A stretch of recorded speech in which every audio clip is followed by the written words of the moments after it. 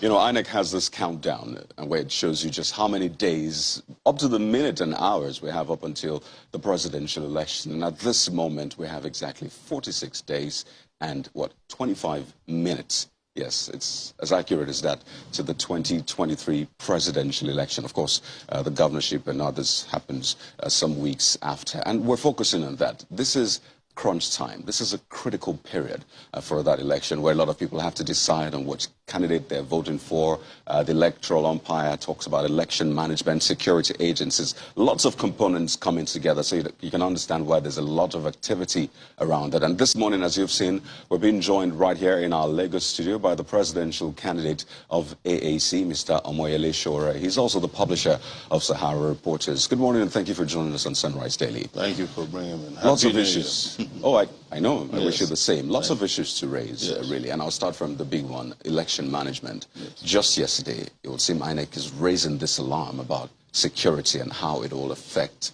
the coming elections. I mean, we'll come into your own manifesto and all of that, but we need to speak to this one. We have 46 days to the election. So tell us, do you share those fears that INEC has regarding security and how it might affect the election up until the point that it might say postponement or what?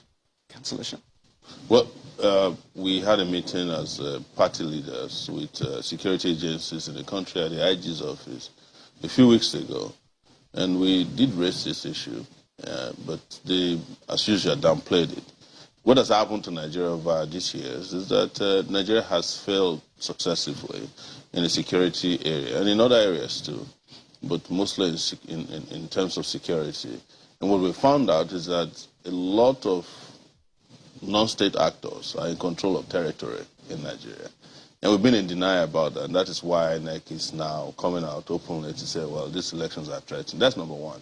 The second aspect of it is how they also deactivate public interest in elections. You know, when they have, there's always a secret agenda in every election cycle. We'll be hearing stories about plans to have interim government by some persons, very influential members of society. And now INEC is coming out to say, well, elections may not hold as planned, or they might be cancelled because they have security. We've always known that we have security issues, but to have pushed Nigerians to a point where everybody is now ready for elections, and you're now a few days, you know, this could be called days to the election, saying, you know, we might get the election postponed or cancelled. It's basically to create confusion and make people lose interest in the election itself. But, you know, this is not the first time we've had some sort of postponement. I was going to say that. We saw that during the Jonathan period, and it was about security as well. Yes. Give us time. Let us try to sort the security issues. But what is maybe different this time around is just some days ago, and I'm sure you heard that the Borno State governor actually said that the state is 90% safe for elections. And for a lot of people, that was a bright spot. 90%, if you judge, that's excellent, really, and that's a pass mark. So when you weigh that against this recent announcement by INEC, or at least this pronouncement, do you still think it worth something for the Borno State government to say that? I have my own theory. There's always a conspiracy against democracy in this country. And my feeling, apart from what is obvious to everybody in terms of security, is that they have other plans. I mean the ruling class and their friends who may not directly be in office, but they always have a different plan. When Jonathan postponed the election during his time, he had a different agenda. You know, there were security reports that he couldn't win the election or he wouldn't win the election. So they sent Drastic to the UK, Chatham House, to announce the postponement, and that was done. During the 2019 election as well, for some reasons, I think they found out, you know, they had to tidy up some of their acts. They postponed the election. The presidential election in Nigeria has always been postponed for some unknown reason. But this time around, I don't see any reason why, after all the hoopla about beavers, you know, the preparedness of INEC, you know, all the documents being in place, we're hearing about postponement. 46 days to election. It shows that there's something beneath that has not been told to the public and the public is not saying. But for someone who has been a direct observer of how these guys manipulate the public during election cycles, I know there's more to this than meet the eyes. Mr. Sowore, I imagine that you must feel passionate, must be passionate about security, having lost a brother, Yes. to attacks, by quote-unquote non-state actors. Yeah. Just yesterday, we heard that there was a clash between Yoruba nation agitators and, security agents. Another presidential candidate is acknowledging, that very real threat of non-state actors and is proposing carrot and sticks approach. I wonder what your, solution would be if you were elected president. No, the solutions are not going to just be carrot and stick. It's to look at which part of Nigeria has what security issue, because there's no one-size-fits-all solution to this. Yeah, you look at Nigeria regionally. You look at the South. There is a problem of militancy. That's why we can't sell more than 1 million barrels of crude on a daily basis. It's real. It's latent. It's with us. You look at the Southeast. There's a problem of agitation for nationhood. You look at the Northwest. There's banditry. The Northeast. There's terrorism. And above all, there is also governmental terrorism on its own. Like, this idea of killing people who are engaging in peaceful protest. It's also a threat to security, because imagine if all the Yoruba nation agitators start another agitation today now. The Southwest is out of the picture for, decent or peaceful elections. So you wonder why the Nigerian state goes out to poke the barrel, the bear, in the face at a time that is crucial and sensitive. Like, that's why I keep talking about the fact that there's a conspiracy theory behind the need, behind all these activities that you hear from. But again, you asked me directly, what would I do? As president of Nigeria, to look at all these areas and bring out what would fit their own peculiar security challenge. For the Southeast, it will be dialogue. For the bandits, it will be stick.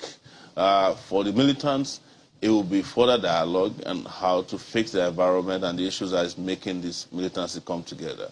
You cannot, for instance, cede the security of Nigeria's waters to an individual and expect for you to say that you are a nation. Nobody takes us serious when they wake up one day and say, oh, we just gave a contract to a guy to take care of territorial waters. There's no country in the world that does that. You have just said to the world, I don't have a navy. Yes. You're saying to the world, when people get kidnapped frequently from schools, from their workplace, that you don't have a police. So you have to set up all these security issues. But most importantly, this is needed, and we must keep saying it. Without solving the socio-economic problems of our people, we can't get the kind of security that we need. But pardon me to ask, why the selective approach for the different types of... Because they have done the same damage to the Nigerian state. No. The damage done by the Nigerian state to its citizen is what we are reaping from. See, if you had done justice to the Southeast after the Civil War, nobody will be agitating for Biafra. You understand? If there's been social economic justice across Nigeria in the way that it should be, there are not two rich people and two poor people, and you have 133 million people who are in multidimensional poverty, and then 5 people who are in multidimensional wealth, then you have dislocations in society, and in addressing them, you must apply leadership. So, for instance, it has been said, and I studied this while I was in school, as far back as 2003, that any kind of terrorism that lasts more than 10 years, or conflict, internal conflict, requires just more than shooting at people. You have to look at it fundamentally, see who you can talk to, who can be rehabilitated, and who needs to be taken out completely. Well, lots of issues to raise, and maybe we should just get into some other ones now. About the crude oil production, we've since crossed that 1 million mark. Yes. By the way, we're now at 1.235 sure? as of December. These are official figures. Yes. And you just quoted an official figure, that 133 million people out of poverty. So at least we have that to refer to. We were struggling to get to 1 million before that. But a lot of people seeing you in Lagos who wonder, why are you in Lagos? Are you campaigning this time around, since we have seen a different approach? So let's get into your own ambition, your bid. Is it a campaign you're here for in Lagos? What exactly is going on? Over time, since 2019, somehow our political party and movement has led the transformation and innovative style of campaigning. In 2019, I wasn't doing the regular kind of campaigning that politicians were doing, because I hate the echo chamber style of campaigning. You pack people in the stadium, having paid them, and then you bring in comedians, musicians, and when it's time for the presidential candidate to speak, he barely says anything, and then he moves on. Even the media can't come out of any campaign today and say, this is what I heard from the presidential candidate. So we started talking directly with the people. And don't forget that the campaign that was done in 1963, where you put people in a stadium, is not the same in 2023 because there are multidimensional ways of campaigning. You can use the internet, you can reach people in their houses now than you could before. You can go to professional organizations and have town hall meetings with them. Not the kind of town hall meetings that these other candidates do. So we decided that having gone through all these transformational, technologically driven ways of talking to people, you can reach more people by attending an icon event, and you can hear back from them than putting people in a stadium, paying them 5,000 naira. Same people, after you leave, will change their T-shirts and go for the other party the next day because of poverty, weaponized poverty. People don't even have political ideologies or parties anymore. They just do whatever can make them get by on a daily basis. So we're not doing those kind of denigrating type of rallies. Of course, we do some of those. So what we decided to do is to have what we call people assemblies. We've been in Kano, I've been in Cross River State, Calabar, I've been in Port Harcourt. And of course, you know, because we're not deep pockets, the media don't cover us the way, you know, the other big pockets get covered. When I say media, I don't have money to pay for a live coverage. And it's not a crime that people do live coverages. But I can also reach people on Twitter, on Facebook. I can reach them on Instagram, Snapchat. Some of these platforms are not known by the mainstream politicians, but it reaches a lot more people. So that's why I'm in Lagos. And, you know, I haven't been in Lagos for a long time, by the way. I was restricted to Abuja for 3 years. But you know, you require the popularity and, you know, the structure as what is referred to in Nigerian parlance, you know, to get ahead in the elections. So what are you relying on? Is it on your popularity from your activism? No, I'm relying on the people. I think when it comes to popularity, there's a difference between popularity and infamy. You know, a lot of the political people you're talking about, they're not popular. They're infamous, but of course, they are known by the people because of their infamous nature. We are bringing ideas to bear on the political process, and I'm proud to say this, that for someone like me who hasn't been in political position, having acquired illegal wealth, that I can bring ideas, I can challenge the status quo up to this point, is something that anybody who wants to do this in the future can be proud of. And I'm sure that ideas would win one day in this country.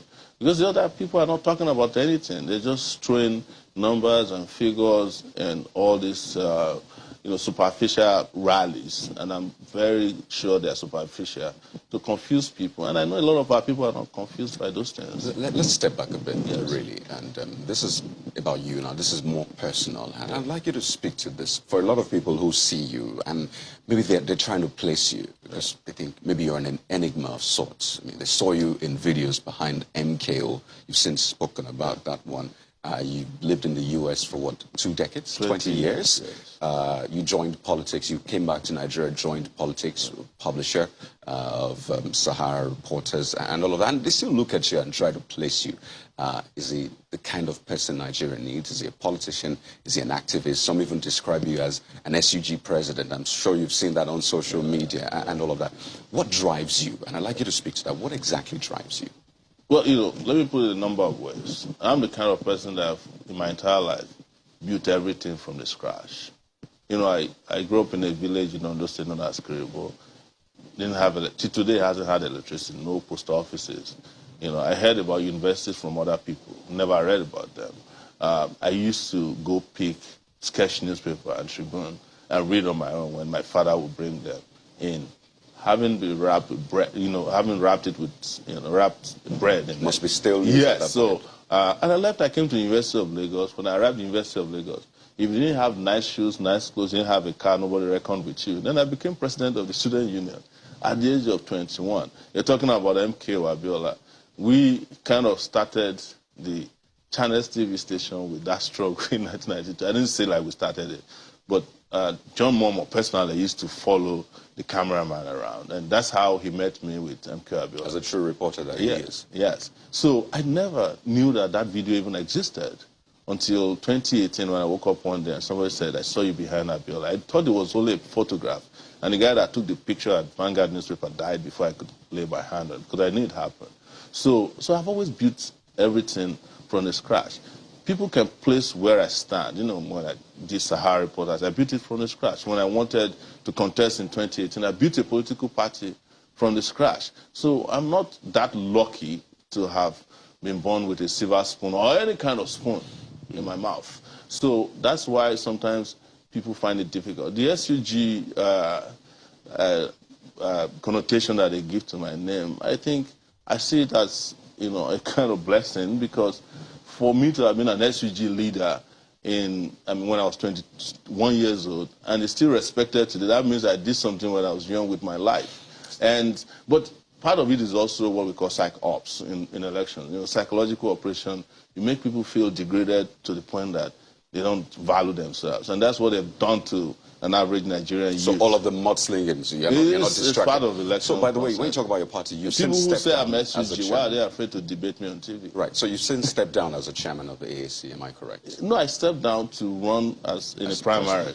After the primaries, we'll have a special. After this election, we'll have a special convention to elect a chairman, and I'm not going back as a candidate in that. Right. So when you talk about ideas now, and I mean, this is also personal. Why do you think that Nigerians have not been able to resonate with your ideas? I mean, the previous elections, you'll expect with the following that you seem to have with all of that. Why do you think Nigerians have not primarily been able to resonate with those ideas and your person, such that they will vote for you overwhelmingly, is what I mean? So if anybody voted for me overwhelmingly in 2019, how would you know when they were performing a selection? It wasn't an election. I was arrested shortly after 2019 election. What was I arrested for? They claimed that I was trying to overturn the election and overthrow the government. If I wasn't relevant, if I was those are two different things. You're talking about the election and then you I'm telling you, and I think it's important to speak to the facts. This election was indeed conducted. Nigerians went out to vote for their candidate. So you listen to this. We're just talking about election now. We have 46 days to election. You are reading on your platform this morning. The election may not hold. They know what they are doing, but trust me, they will conduct an election and they will produce a result that do not conform with the popular wish of the people. That's why they're confusing the people with, oh, we're going to postpone, we're not sure. You know, somebody in Borno is telling you that it's fair to preempt 90% of Borno is available, is free. And you believe that? You're a journalist. It's not possible. So this is about you projecting. 25% of Borno is not governed. For you to preempt in such manner and speak assuredly, saying, trust me, when you've not even, I mean, we're 46 days to this. Yeah. I understand the opinion, perhaps a pain, but speaking preemptively, do you think it's fair? What has come to us officially.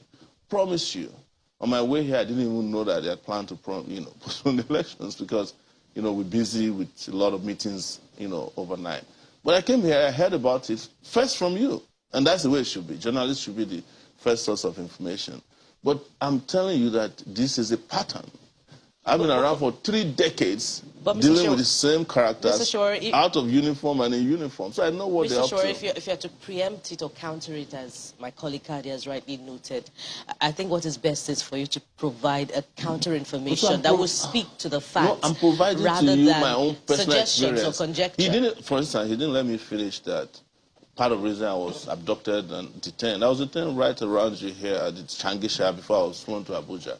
The first thing they confronted me with was that I went to Dubai to collect $100 million from somebody. Is that a fact? No. When I told them I've never been to Dubai before, they just moved on. They got a judge, Taiwo, to detain me he's retired now, for 45 days without evidence of any, other than the fact that they said Sowore collected $100 million from Dubai. The judge didn't even ask them to provide my passport or to provide any evidence. He just threw me in jail for 45 days. When 45 days expired, they went to try to renew. He said no. And then they brought charges against me. The charges till today have not been proven. There's not even a judge hearing my case anymore. So when I'm speaking from my own personal experience that this is how they operate, you should believe me more than what they tell you. Well, some will say they also have their personal experiences, which is what we do in journalism. Yes. Fair hearing. Yes. Make sure there's balance and all of that. But let's project sort of into your potential administration. If you were to win this election, there are a lot of people that, of course, I mean, that's what politicians will say naturally. I know you don't like that tag, but you're a politician. You're involved in politics. I'm glad you know I don't like it. You're a presidential candidate, because I was preempting you there. There are a lot of people that see you as someone who will take drastic decisions if you were to be president. In fact, some had even propped you for a possible head of an anti-corruption agency, and maybe we'll get to that. So what are the kind of drastic decisions you would want to take for Nigeria? You've talked about the poverty figures, insecurity. So if you were to be president, what would be those maybe first 2 drastic decisions you'll take? And indeed, will they be drastic? Yes. Well, they will be drastic in the sense that Nigeria is about to tip over if drastic actions are not taken. But let's break it down into 2 segments. One is foundational, because Nigeria has a foundational problem. And that's why people are asking for restructuring and all those, big buzzwords. But one of the drastic measures I'll take is to start towards creating a brand new constitution for Nigeria. That's foundational. And the constitution will take into consideration some of the drastic things I like to say. I like to cut down the cost of governance. One of the ways I want to do that is to get rid of one of the arms of one of the legislative arms in Nigeria. I'm not going to be able to do that without their support, but that will be a legislative agenda for me as the president of Nigeria. The second foundational issue is, like I said, have Nigerians come together and decide on the future of the country, just like South Africa did after the end of apartheid. The second part are those institutional drastic decisions that needs to be taken in the area of security, to make sure that you have the right people in place, directing the security agenda of our own government, and to aggressively pursue power, electricity. Within my first few days in office, I want to sign contracts to keep this country not in darkness, but in light, and that will be to generate some 20,000 megawatts of electricity using different kinds of mix of getting electricity, solar, tidal, whatever will give us electricity, including waste, I'll do it. So, and that is compulsory for me, because if you want to pull people out of poverty, you have to industrialize and produce. And if you want to produce, you must have power. There's no country in the world that's ever experienced an industrial revolution without electricity. We're deceiving ourselves. And then the rest with infrastructure, healthcare, education, agriculture, because we must be able to feed these 200 million people first and foremost. If you take that out of the 133 million, there's food, your poverty figures will reduce drastically, your GDP will go up, and you won't have all these fake figures that keeps us thinking that Nigeria is functioning when Nigeria is not. There's also a very, critical problem that Nigeria has, which is the economy. And towards the end of this administration, we've seen the proposal of a redesigning of the Naira note. And I've heard you say that, that is it's a joke. Is headed nowhere. And it has headed nowhere. As president, what would you do differently to tackle inflation, the value of the Naira, and other related issues? So the value of the Naira or inflation, they're all tied to a fundamental economic shift, and the way my own economic agenda will shift is to look at the political economy that is driving our economic system. A structural adjustment program that has lasted and, become ineffective is not the kind of route I will go. What Nigeria has been doing since the 80s, since the military era, is to get the World Bank and the IMF to turn Nigeria into a junk yard where you come and dump your own products. They dump their own products. They force us, even at the WTO, to buy things we don't need, things we have, like flour. So I will shift that radically and ensure that the kind of economic agenda we have for Nigeria is the one that leads to proper production. There's empowerment of citizens by ensuring that you address a wide range or a spectrum of things that can empower the country. So, for instance, there is no reason why we should be importing Ankara from China. But the reason why it's cheaper to import from China is that the one in Kaduna will cost you more to produce 1 yard of Ankara because you don't have electricity. And if you're going to use diesel, your cost of production will go up. I've mentioned it and people hate to hear this, that our workers are being paid what I call slave wages, and we're going to pay people. If you want to make them productive, you have to incentivize them. There is nobody in the world, and I mean, not even cockroaches can live on 30,000 naira a month. You know, I know a number of cockroaches around me, and they eat a lot. So, and I'm saying this metaphorically, not to refer to cockroaches as humans, but so you must get your economy to that. You must get your education right so that we'll produce the kind of workforce that can keep the country sustained in long term as a productive country and competitive country. We must have something we are putting in the international market from our side before we can be talking about the value of our naira. Are you going to sever ties with the international financial institutions? No, but they have to respect us. You know, for instance, if we are owing you loans and we can't explain how we got about it, we'll pause the loan. I've said it. 77 trillion naira of loans can be dubious, and we have to investigate and audit that.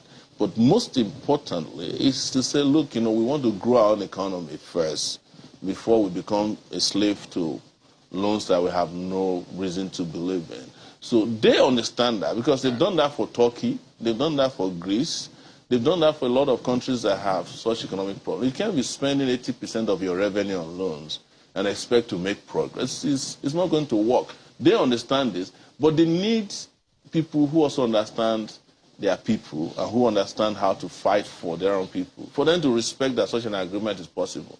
But when they have bozos in government, they love it when they have in government the kind of leaders you have in Nigeria. They just tell them, come to Washington. People don't even ask you, pack yourself in an aircraft. The little money you have, you burn it and you come back. Nothing comes out of it.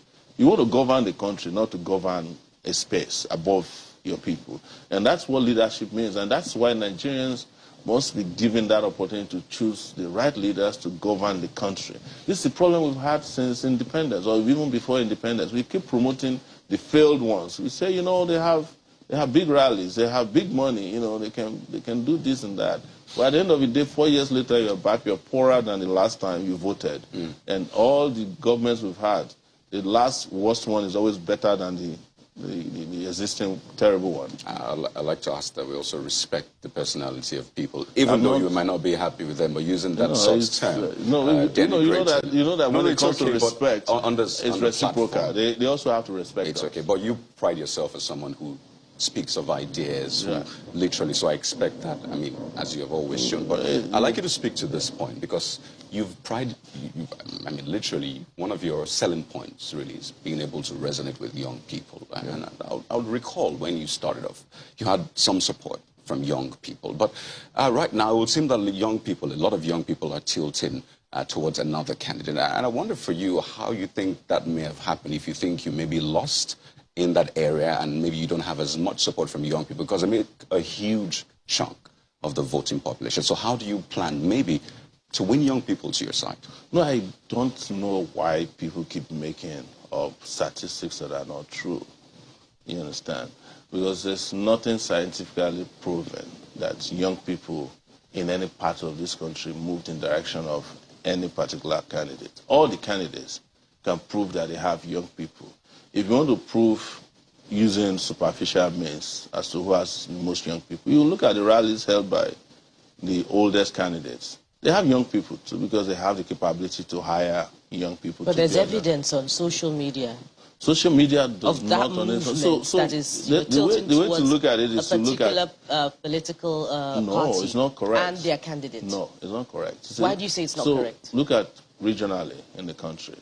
Are you going to say that the northwest and the northeastern part of the country have young people tilted towards a particular candidate? Probably no. The southwest, all the young people have their own political positions, and they don't tilt towards the southwest. In history has never supported one particular candidate. Even when they had Obafemi Awolowo, they had opposition. So maybe you can say the southeast might have a preponderance of more young people tilted towards a candidate for reasons best known to politics. So which region is tilting towards Sowore and the AAC? Across the country. What's the evidence? The evidence is all over the place, but are you interested in the evidence? But we're interested. That's why we're having. You're interested in social media. She just asked. And I tell you, I work in the social media sector. Everything you see in the social media sector can be manipulated if you have enough money and you have enough ability to use tech to manipulate it. For instance, some of the candidates you're referring to, they're using bots, and you can manufacture bots if you go to Singapore, you go to China, you can get somebody to create bots for you to make it look like each time you post a particular content, you get a people lot are following of you. activity around that. So, you know, you can go on Instagram and pay up Instagram influencers, as they call them. They may not even believe or know your name. okay, we're winding down, Mr. Sowore.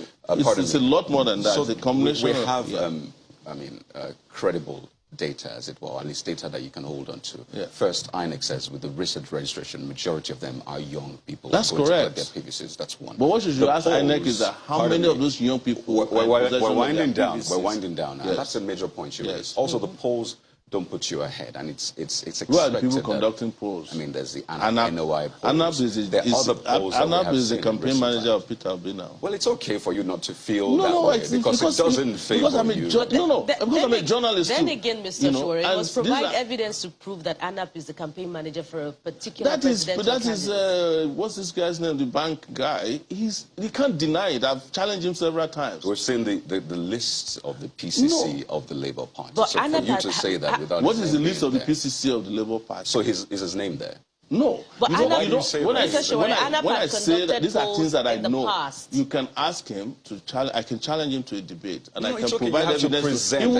He will never deny it. But you've never presented I keep forgetting his name. Mr. Sowore, ANAP had conducted polls in the past when the presidential candidate of the Labour Party was a vice presidential candidate. No. It had conducted polls prior to that time as well. Yes. So why now do you claim that he's the campaign manager for the presidential candidate of the Labour Party? We have to wind down now. It's always interesting. He can't deny it. Right, we have to wind down now. It's always interesting speaking to you, but we have to make this fact. And it's important for you, if you have counterfacts, to put it out there for Nigerians. No, this counterfact, it's also up to you to listen to counterfacts. We've just listened. You've not given us any document. No, I've just given you one, and I've asked you to contact he comes to your studio. We have to run now. 46 days to the election, so it looks like we'll be having more of this. But we'd like to thank you so much for your time. Mr. Omoyele Sowore is the presidential candidate of the ANC and publisher of Sahara Reporters. Thank you one more time. Thank you. Well, we're literally just getting started on the show. That's just maybe a tip of the iceberg, if you could call it that. So we'll be back in just a moment for more on the program. Please stay with us.